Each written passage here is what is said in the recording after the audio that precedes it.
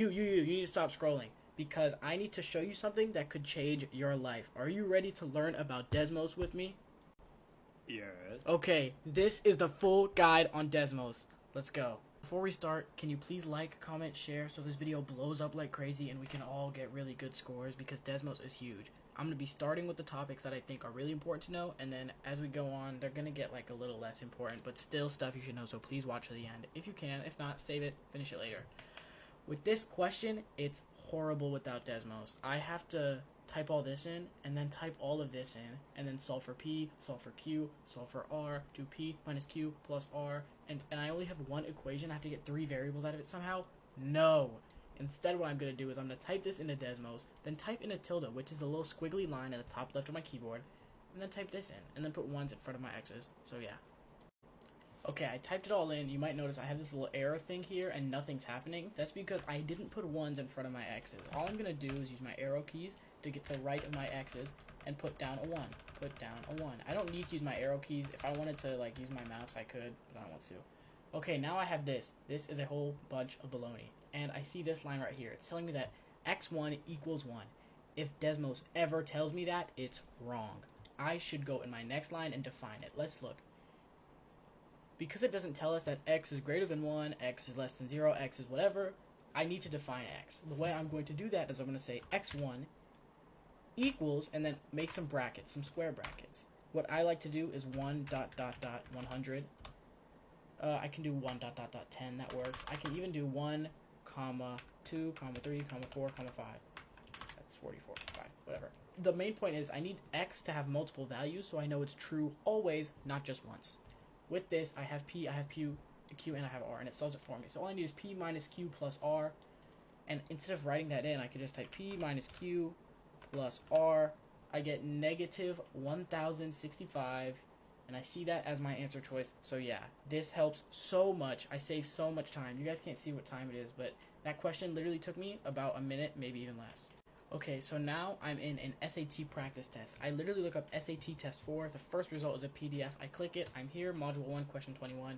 And I might see a question like this, where it tells me that this expression is equivalent to a times x to the power of b. That's usually a big hint that I'm going to see a regression.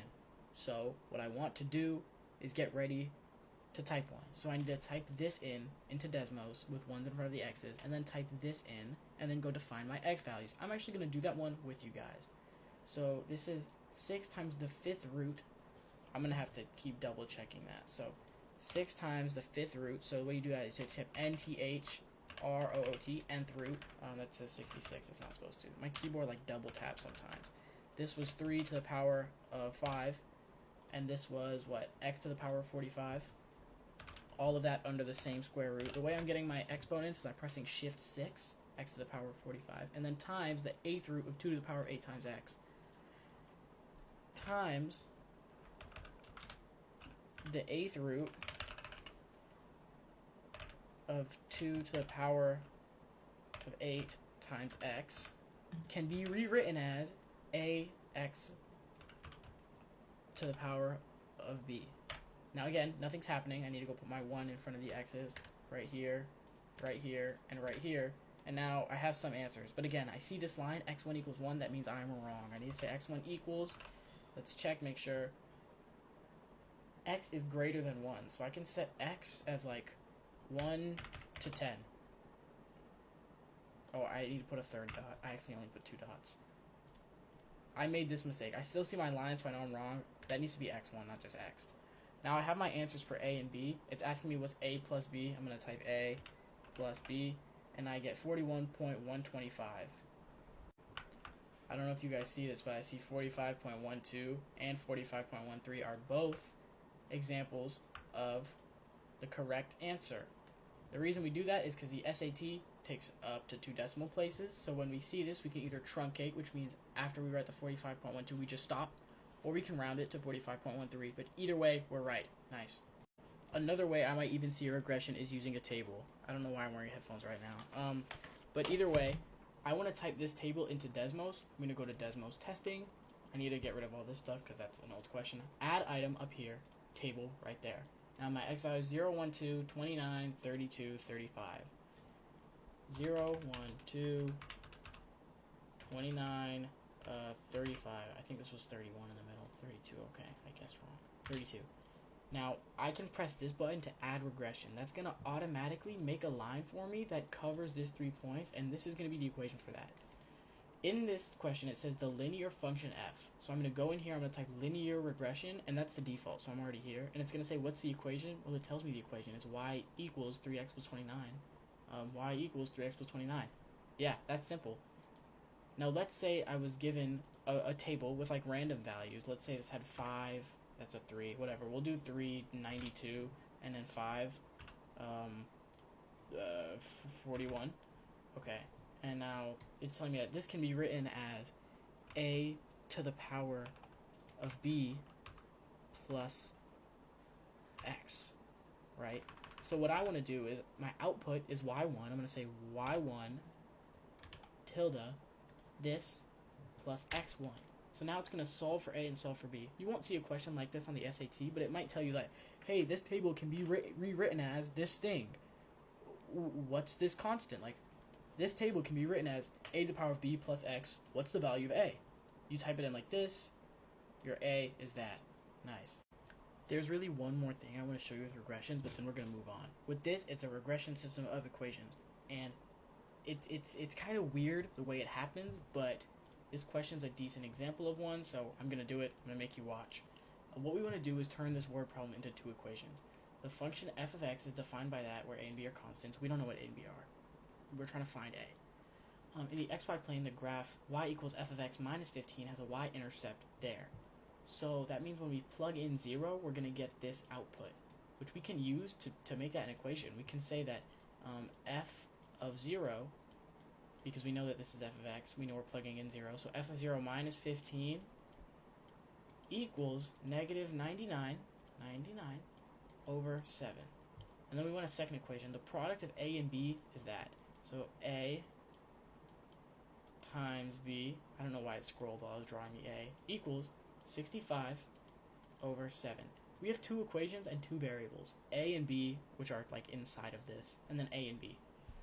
I want to go to Desmos and type these in, and I'm going to do it in a pretty weird way. The first thing I want to do is make two sets of brackets, square brackets, square brackets. In between them, I'm putting my tilde so we know we're working with regression. Next, I want to write my left-hand side of this equation. F of 0 minus 15. F of 0 minus 15. Desmos has no idea what f is. So what I actually should do is add a line right here telling it that, hey, f of x equals negative a to the power of x plus b. F of x equals negative a to the power of x plus b. I think that's it. Yeah, perfect. Okay, and again, we don't know what a and b are, but we're just going to leave that there for now. Next, I want to write my left-hand side of this equation, which is just a times b, so I'm going to put a comma, ab. Next, I want my right-hand side of the equation. My right hand of the first one, it's very important we do this in order. We started here, so now we're going to write this one first. Is going to be negative 99 over 7, comma, the answer to a times b was 65 over 7, so I'm going to write 65 over 7. Now, it's telling me what a is, and it's telling me what b is. The question's just asking, what's the value of a? Desmos tells me that a equals 5, so I know my answer is 5. That's so cool. And just FYI, if you didn't write f of 0, and you didn't want to write this step, you could instead just write, like, negative a to the power of 0 plus b, and I'll actually do that right now. Negative a to the power of 0 plus b, and then you have to keep the minus 15. But yeah, you get the same values for a and b, so a is still 5. Nice. Now we are done with regressions, and now we're going to look at the slider, which is another key part of Desmos, and it's so helpful. You might see a question like this on your test. The way you want to solve it is, first, you need to realize that these two lines are the same. 2 times 5 is 10, 3 times 5 is 15, 7 times 5 is 35. This bottom line is just 5 times this top line, but if you were to graph them, they would just overlap always, so they're the same line. So I'm only going to choose to graph one of these. I'm going to graph the smaller one simply because I can type it quicker. Did I type that in right? 2x, 3y. Yep. Okay, and now I want to pick all these answer choices, and I want to graph them with a slider for r, because it says for each real number r. That means I'm not just going to test one value of r. I'm going to test, like, a lot of them. And a slider lets me do that. So first I'm going to type my first answer choice as a coordinate. I believe it was r over 5. I need to take the caps lock off. R over 5 plus 7, and then negative r over 5 plus 35. R over 5 plus 7, comma, negative r over 35, or 5, plus 35. You can see that that matches that. I'm going to add my slider for r. I could see it up there. But as I slide r, I can't. That just means I should zoom out a little bit. Too much. That's probably good enough. And I'm sliding it. This thing isn't even touching the line. This is wrong. Let's try my next answer choice. Negative 3 halves r plus 7 halves, comma r. Negative 3 halves r plus 7 halves, comma r. Oh, so it's on the line right now, but if I slide r, will it always be? It will. It's important to slide r, because some of these answers, like, trick you. Like, there's probably, like, for one of these two, I already found my answer. It's important to keep checking, but when I find an answer, I like to click it, flag it, move on, and I will unflag it when I get to come to my second lap to, like, double check. But it's faster to do it this way just because you don't know if you'll have time to double check every question. You might miss a couple easy ones at the end. Another way that you might see the slider is, like, they'll tell you what, x squared minus 9x plus 4. Okay, sure. You're gonna say, like, the line y equals r intersects this thing at exactly 1 point. What is the value of r? Well, we're going to add a slider for r. We're going to say r equals 1. We're going to click away. And why is there a blue circle there? Oh, because when I put r, it makes it a radius. We could have picked literally any other letter. Let's say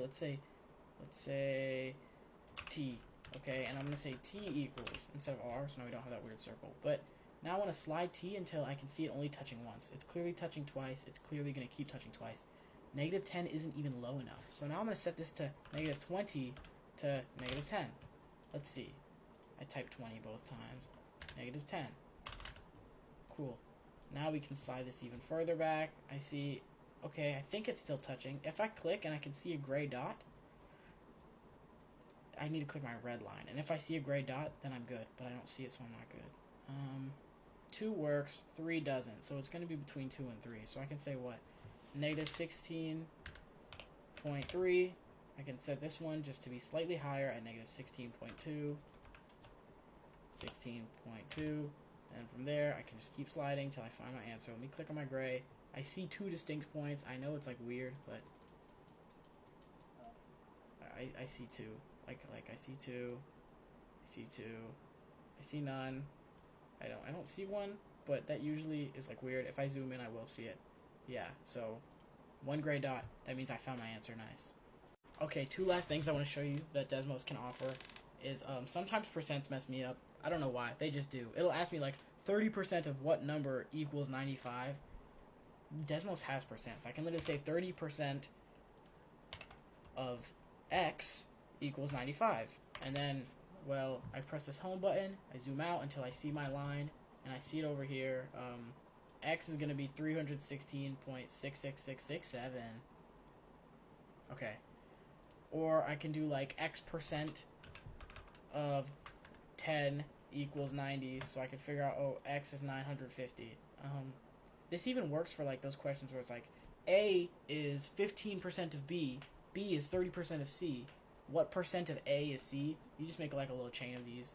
But yeah, that works. And then another thing is Desmos has the distance formula.